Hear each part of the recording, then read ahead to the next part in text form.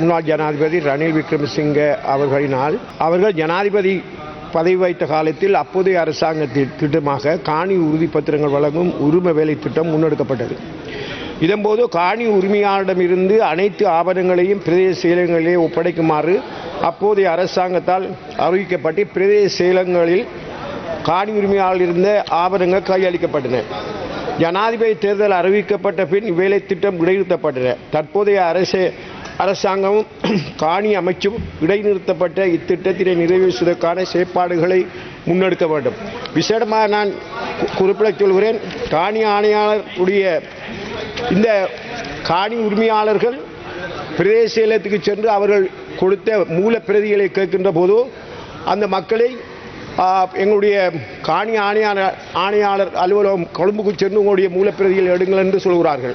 காணி ஆணையாளருடைய காரியாலயத்துக்கு அம்பாறை, மட்டக்களப்பு, திருமலை மாவட்டத்திலிருந்து வருகின்ற காணி சொந்தக்காரர்கள் கேட்டபோது அவர்கள் சொல்கிறார்கள், ஜனாதிபதி அலுவலகத்திலே காணி தொடர்பான ஒரு காரியாலயம் இருக்கின்றது, அங்கே சென்று இதனை பெறுங்கள் என்று. எனவே ஏனிசா ඒකට ඔබතුමාලා මොනවාරි පියවරක් ගන්නවද කියලා මට කියන්න. මන්ත්‍රීතුමා නගන ප්‍රශ්නය සමාජයේ කතා බහට ලක්න ඒ වගේම පාර්ලිමේන්තුවේ මීට පෙරත් පිළිතුරු ලබා දුණු ප්‍රශ්නයක්. පසුගිය ජනාධිපතිවරණට පෙර පැවති රජය සහ එවකට හිටපු ජනාධිපතිවරයා මැතිවරණය ඉලක්ක කරගෙන රටේ ඔප්පු ලක්ෂ 20ක් දෙන්න වැඩපිළිවෙල සකස් කරලා ඒකට උරුමය කියලා නමක් දැම්මා. හැබැයි ඒ සඳහා වූ හැකියාවන් ධාරිතාවයන් පිළිබඳ අධ්‍යයනයකින් තොරව රටේ මේ වගේ තීන්දුවක් ගත්තට පස්සේ ඒක හරි සංකීර්ණ ක්‍රියාවලියක්. ඊට පස්සේ තමයි මම හිතන්නේ ඒ වෙනකොටත් ඊටම සුළු ප්‍රමාණයක් ඔප්පු නිදහස් කරලා තිබුණේ. අපි ආණ්ඩුව බලයට පත් වුණාට පස්සේ ඒ අවිධිමත් ක්‍රියාවලිය නතර කරලා මේක විධිමත් කරලා නිලධාරීන් සමග සාකච්ඡා කරලා දිස්ත්‍රික්ක මට්ටමේ සියලු තොරතුරු එක්රස් කරලා අපි දැනට හිමිකම ඔප්පු ලබා දෙන්න කටයුතු කරලා තියෙනවා. ඒතර මේ වසරේ අපි මැයි මාසේ වගේ වෙනකොට ඔප්පු 65000ක ප්‍රමාණයක් ලබා දෙන්න කටයුතු සූදානම් කරලා තියෙනවා. ජනතාව අපහසුතාවටපත් වෙනවා. ඒ ජනතාව අපහසුතාවටපත් වෙනම ගරු මන්ත්‍රීතුමා නගන ප්‍රශ්නයට අනුව මේ අවිධිමත් ක්‍රමයේ ඇතුලේ ඔප්පු එකතු කළා ප්‍රාදේශීය ලේකම් කාර්යාලවලට. ඒ තොරතුරු ටික අමාත්‍යාංශයට ලබා දෙන්නත් වැඩපිළිවෙලක් තිබුණේ නැහැ. තවම සිස්ටම් එකට ඇතුළත් කරේ නැති ප්‍රමාණිකුත් තියෙනවා. ඒ නිසා මේ සියල්ල සලකා බලලා අපි ආණ්ඩුවක් විදිහට ජනතාවට වග කියන ආණ්ඩුවක් විදිහට ඔප්පු ලබා දෙන්න, හිමිකම ඔප්පු ලබා දෙන්න කටයුතු කරමින් ඉන්නවා.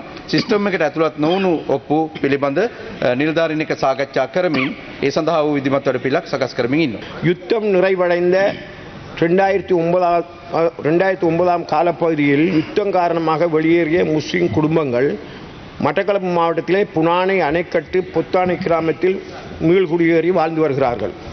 ஆனால் இவ்வாறு குறித்த கிராம சேவர்களில் புனானை அணைக்கட்டு பொத்தானையில் மீள்குடியேறிய முஸ்லிம் குடும்பங்களை தவிர்த்து இறுதியாக 2014 ஆண்டு அங்குள்ள தமிழ் மக்களுக்கு காணி ஆவணங்களை கிரான் பிரதேச செயலம் வழங்கியுள்ளது.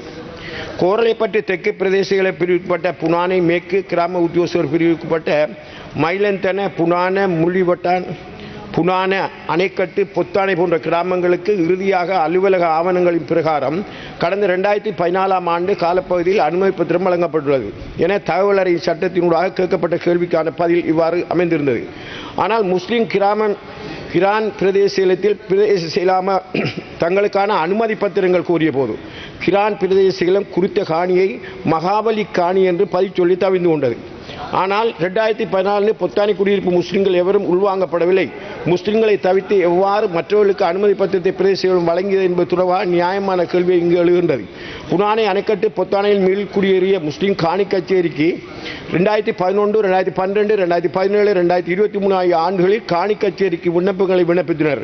ஆனால் விண்ணப்பித்ததும் பின்னர் மகாபலி காணி என்று காரணம் சொல்லி காணி ஆவணங்களை வழங்க மறுத்து நிராகரிப்பதும் கோரளைப்பட்டு தெற்கு கிரான் பிரதேச செயலகத்தின் தொடர்கதையாக போய்விட்டது. இவ்வாறு இழுத்தடிப்பு செய்து பூர்வீகமாக வாழ்ந்த முஸ்லிம் மக்களுடைய அலைக்கழிப்பு செய்கிறது கிரான் பிரதேச செயலம். மகாபலி பி வலயம் வெலிக்கந்தை தொடர்பு கொண்டு வினாடிய கதெண்ட கருக்காத்தான மட்டக்களப்பு மாவட்ட சட்டபூர்வமாக உள்வாங்கப்படவில்லை.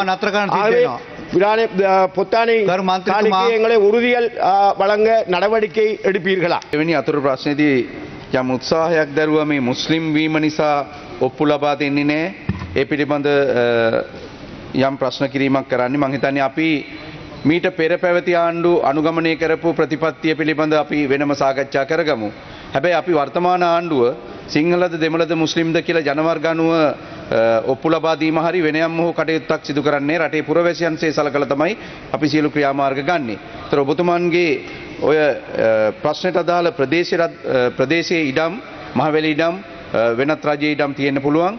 ඒ පිළිබඳ විධිමත් පරීක්ෂණයක් කරලා ජනතාවට හිමි විය යුතු ඉඩමක් නම් ඒකේ ඔප්පු ලබා දීම සඳහා අපි ආණ්ඩුවක් ඉදිරියට කටයුතු කරනවා. අදාළ තොරතුරු ඔබතුමා ඉදිරිපත් කරනවා නම් අපට පුළුවන් ඒ ආයතන වලට දැනුම් දීලා ඒක විධිමත් කරන්න. බොහොම ස්තුතියි.